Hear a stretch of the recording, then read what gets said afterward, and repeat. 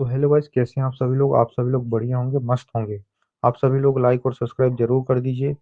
अपन चलते हैं अपने एपिसोड 15 की तरफ। तूफान से पहले की शांति। ठक ठक धड़ाम। यशवीर अभी अभी घटना स्थल पर पहुंचा ही था कि उसने देखा तीन चौकीदार को काम से कम 10 चर्म भेदक प्रेतों ने चारों ओर से घेर लिया था।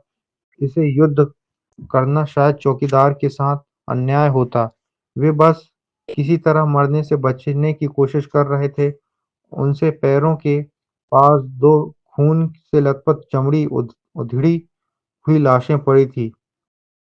एक एक करके देख देखें और चर्म भक्षक प्रेत उतने खतरनाक नहीं थे। उनकी नाजुक त्वचा एक ही वार में नष्ट हो सकती थी, लेकिन वे बिना किसी भय से लड़ते थे और उनका हर बार एक दक्ष रिफोर्ट्स जितना शक्तिशाली होता था। एक भी प्रहार किसी चौकीदार को घायल या मृत कर सकता था। इसलिए यशवीर के पहुंचने तक वे तीनों लगभग समाप्त होने की कगार पर थे। जैसे ही यशवीर ने स्थिति को समझा, वह झुककर हवा की तरह उनकी ओर दौड़ा। उसने कोई आवाज नहीं की ताकि अचानक आक्रमण का लाभ मिले। पास पहुंचते ही उसने अपनी लंबी तलवार ऐसे घुमाई जैसे नदी को दो हिस्सों में बांट रहा हो। एक ही बार से तीन चर्म भक्षक प्रेत दो टुकड़ों में बढ़ गए। उसने फिर वार किया और उसने निकलती काली को की ओर चीर डाला। फिर उसने अपनी चाल बदली, भारी और प्रचंड शैली से हल्की और तीव्र शैली में। तूफान से फुहार बनकर वह बिजली की तरह फुर्तीला हो गया। दो और प्रेतों को सिर से धड़ अलग कर दिया। वह और भी मार सकता था, पर एक मध्य स्तर रिफोर्स इतना शक्तिशाली नहीं दिख सकता था। इसलिए उसने पीछे हटकर ऐसा दिखाया जैसे उसकी शक्ति समाप्त हो गई हो। पांच प्रेतों के मर, मरने ही बाकी तीनों चौकीदार पर दबाव कम हो गया और उन्होंने पलटवार कर शेष दुश्मनों को समाप्त कर दिया। हाय राम! यशवीर, तुम समय पर ना आते तो हम सब मारे जाते। दल नायक महेश्वर चौहान ने राहत की सांस लेते हुए कहा। और सच कहूं तो तुमने कुछ ही दिनों में जितनी प्रगति की है, हम हमें तो अपना पेशा ही बदल लेना चाहिए। यशवीर विनम्रता से बोला। आप मेरी तरफ तारीफ कर रहे हैं महेश्वर जी। प्रेतों का ध्यान आप लोग पर था, इसलिए मुझे मौका मिल गया। फिर उसने पूछा, यह सब कैसे? महेश्वर ने गंभीर स्वर में कहा, हम संपर्क तावीज की लाल आतिशबाजी देखकर आए थे, लेकिन वृद्ध गोपाल दास और उनके लोग पहले ही मारे जा चुके थे।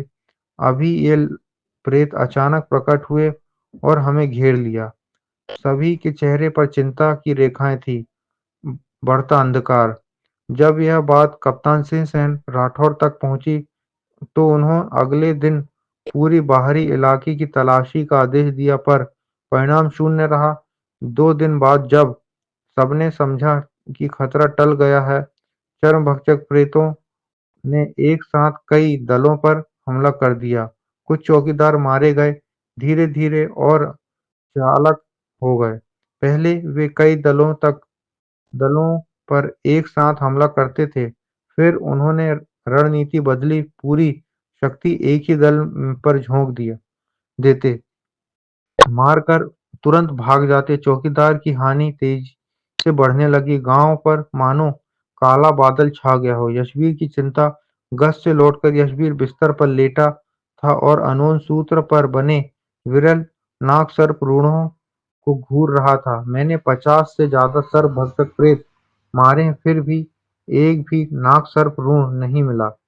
इसका अर्थ साफ है, ये असली शक्ति नहीं है, बल्कि छिपा हुआ अजनबी सत्ता इन्हें नियंत्रित कर रहा है।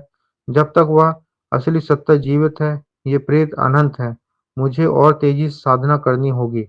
उसने 3 धूसर नाग सर्प रूढ़ देखे और वे केवल शक्ति और बल देते थे, पर उसका सच्चा सच्चा की मुश्किल से बढ़ रहा था। वह अभी भी आहान अवस्था के प्रारंभिक स्तर पर था।